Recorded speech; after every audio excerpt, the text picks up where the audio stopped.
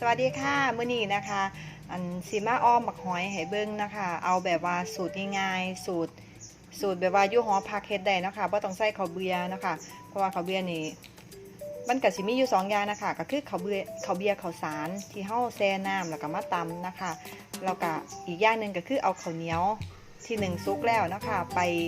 จี้แล้วก็มาแช่น้ำตำเนาะค่ะเพราะว่าสิเพิ่มความเหนียวแต่มื้อนี้นะคะเฮ็ดสูตรง่ายๆเนาะค่ะอันนี้ก็เป็นคลิปแรกที่ใส่เสียงนะคะเดี๋ยวมาแนะนำกันเลยนะคะก็สิมีบักหอยจูบเนาะค่ะอันนี้ก็สิเป็นผักซี่ลาวบ้านเฮากับต้นหอมผสมกันอันนี้บักป้องแป้งอันนี้ใบแมงลักนะคะผักอีตู้แล้วก็บักพริกแล้วก็ตะไคร้ใบบักกูดเนาะค่ะสูตรง่ายๆเนาะค่ะบ่ได้ยากอีหยังบ่ต้องใส่ข้าวเบียร์เนาะค่ะเดี๋ยวเฮามาลงมือเฮ็ดกันเลยเนาะค่ะตั้งไฟนะคะใส่น้ำจักหน่อยบ้านสูตรนี้ก็คือเพิ่นกับสิขัวบักหอยก้อนเนาะค่ะแล้วแต่เนาะค่ะแล้วจะพุ่นมาอันนี้กับสิใส่ตะไคร้ก้อน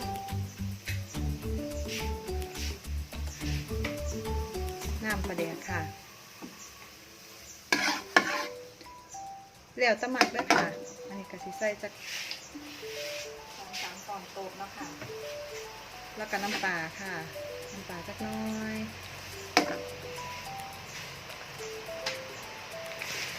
ผงชูรสด้วยค่ะอาหารอีสานเจ้าหลายกับสิขาดผงชูรสก็ได้ค่ะแล้วก็แล้วแต่เนาะค่ะตะไคร้ค่ะใส่ตะไคร้ลงไปใบมะกรูดนี่เอาไว้ตบท้ายเนาะค่ะใส่บักพริกจริงๆแล้วบักหอยซุกง่ายเนาะค่ะเท่ากับเอาผักที่มันซุกยากนี่ใส่ก่อนนี่บักฟองแป้งใส่ลงไปจ้ะหัวเล็กน้อยเพราะบักฟองแป้งมันซุกเนาะค่ะว่ามันเป็นผักที่ซุกยาก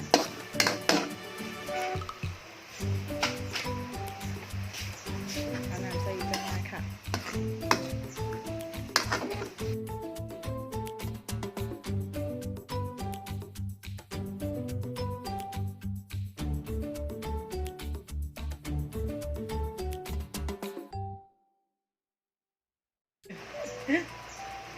บักหอยนี่อย่าลืมนะคะต้องต้อยหอยต้อยขังดากมันก่อนค่ะนี่จังสีเนาะค่ะนี่เอามีดต้อยดากมันก่อนมันค่อยสิจูบง่ายค่ะบ้านเฮาเอาปากดูดเลยแต่ว่าขันผู้ลังคนบ่ต้อยดากมันนี่ก็เอาไม้จิ้มฟันหรือว่าเอียงก็ได้ค่ะสิจิ้มมันขึ้นมาเนาะบางเทื่อเนาะค่ะแม่นเฮาต้อยแล้วมันก็จูบบ่ออกกับมีค่ะมันก็แล้วแต่ใส่บักหอยค่ะใส่บักหอยลงไปบักหอยนี่มันสิสุกง่ายเนี่ยค่ะใส่บักหอยกับใบบักกูดค่ะลงไปใส่น้ำเล็กน้อย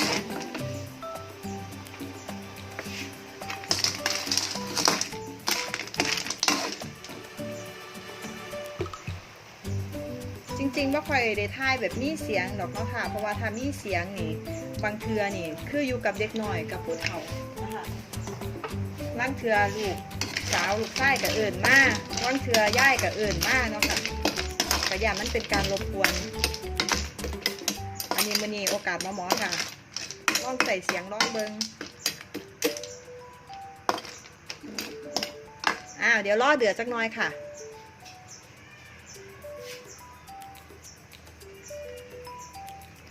คันสิว่าเฮ็ดง่ายก็ง่ายค่ะอาหารอีสานคันสิว่าเฮ็ดยากก็ยากค่ะ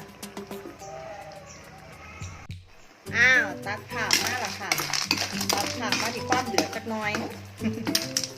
ถ้าเขาใส่ข้าวเบียร์นะคะมันก็สิหนืดมันก็สิเหนียวข้นอันนี้ก็สิได้รสชาติไปอีกแบบนึงค่ะแต่อันนี้เขาเอาสูตรแบบข้นโยงเอาเฮ็ดได้สูตรสบายนะคะต้นกับขี้ขันโขเข้าค่ะโขคนนึงมันกระเสียงดังขึ้นว่าล่ะหอยสุกไป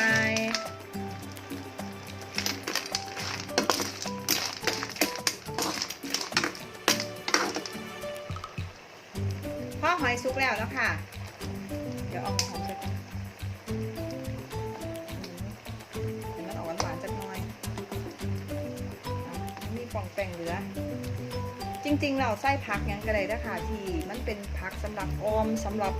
ใส่แบบนี้เนาะค่ะบางคนเนี่ยใส่ผักใส่ขมๆนะคะไม่รู้ว่าภาษากลางคนอื่นผักอย่างแต่เท่ากับใส่แบบตอนปรุงหม้อนะคะแบบตอนสิปรุงหม้อแล้วสิเอาออกจากไฟแล้วเนาะค่ะโอ้ยจะร้ายยังบุญเนาะ วันนี้ไส้ค่ะ อันสุดท้ายแล้วเนี่ยผักพวกนี้มันสุกง่ายนะคะผักอีตูใบแมงลากแล้วก็ผักซี่ล่าวแล้วก็ผักหอมค่ะนี่ซิมเบิ้งนะคะมากรสชาติแต่เนี่ยหอมอยากให้ได้กินน้ำกัน มันกินออกจากโทรศัพท์ก็ได้เนาะผู้มักน้ำไหลกับไส้อีกน้อยค่ะ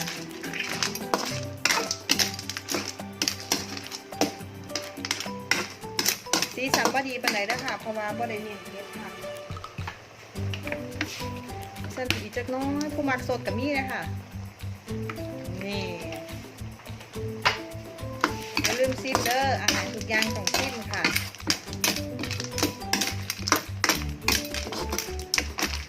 พุทเฒ่านี่มักคักแบบซุกๆคักเลยค่ะแต่ว่าทานทั้งเฮาเนี่ยก็สิมักข้อหวานๆกรอบๆอ้าว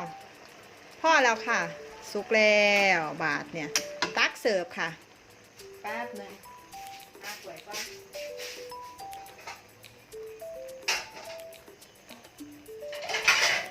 ใส่ถ้วยไม่ค่อยเห็นเนาะเอาใส่จานกันแล้วกันนะคะ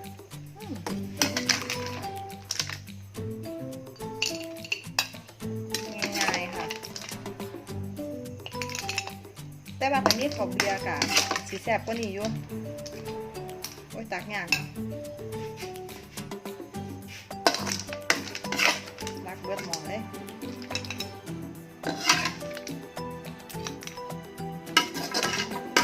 ซึ่งหันกล่องให้เบิ้งเนี่ยค่ะเห็ดเองผู้เดียวท่ายเองผู้เดียวกระสีลำบากอยู่เดี๋ยวแป๊บนึงค่ะอ้าวเสร็จแล้วค่ะอยู่หน้าเตาเนี่ยแหละพร้อมเสิร์ฟแล้วค่ะพร้อมแซ่บแล้วค่ะพี่น้องอ้อมบักหอยสูตรสบายๆสูตรแบบไม่ต้องใส่ข้าวเบียร์ค่ะง่ายดีค่ะเดี๋ยวไปลองซิมกันเนาะค่ะแต่ว่าสิบ่ได้กินให้เบิ่งดอกค่ะเพราะว่าย่านกินแล้วคุณผู้ชมเนี่ยอาจสิบ่ประทับใจในการกินนะคะแต่ว่าอยากให้ได้กินน้ำกันค่ะแซ่บนัวไปจุ๊บกันเลยค่ะ